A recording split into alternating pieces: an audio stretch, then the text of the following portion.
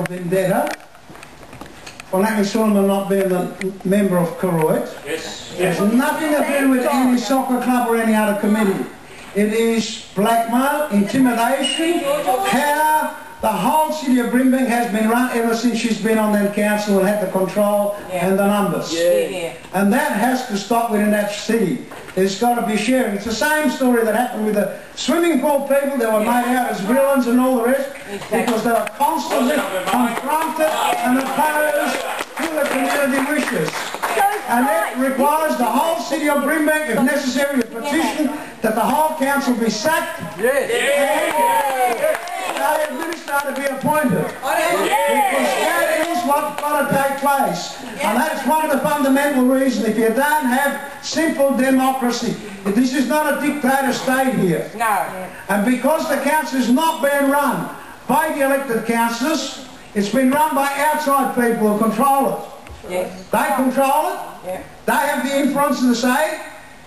Andrew Theophanous, who has got the biggest say in it. The criminal. Documents and papers that are council should be confidential. Doesn't matter whether it's husband and wife. It should not be exposed to him.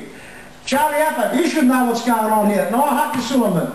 I mean, this is in confidence in camera. I am sure that those three people will know exactly what goes on and know beforehand. Exactly. And yet we as the ratepayers are locked out and we're not allowed to participate and hear what's going on.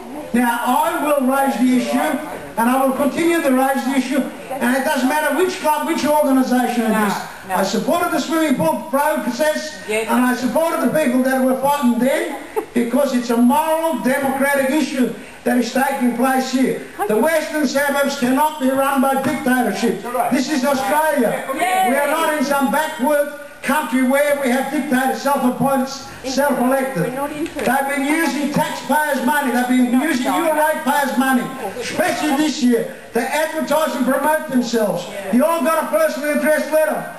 Sam David and Natalie Sullivan. Yes. Again, misuse of ratepayers' money, taxpayers' money, government monies. Yes. The Auditor General's got to be brought into this to investigate the abuse. The staff have to do what they're told because there's 5 councillors who have the numbers, plus 6 that make the decisions. So the staff are in the same quandary as the rest of you people. I do not believe that the staff are behind or conspiring against the city of Brimbank. No. It is this ruling junta that has taken over, that has taken Sam David, that they've bought their Judas with the salary of a mayorship. That's what they've done. Exactly. An absolute Judas. Only for the money of the mayorship they have bought him.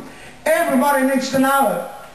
Because last year he worked with the rest of the council and the council was running smooth when Margaret was the mayor. We didn't have scenery like that. The swimming pool people, everybody accepted the fact that it was consolidation involving the community commitment.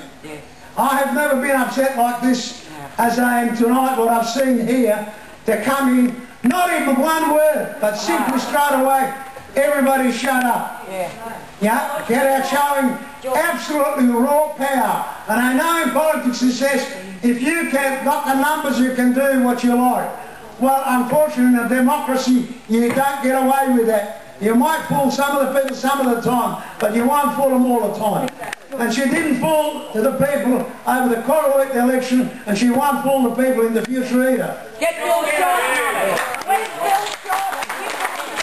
Get Bill Shorten on us.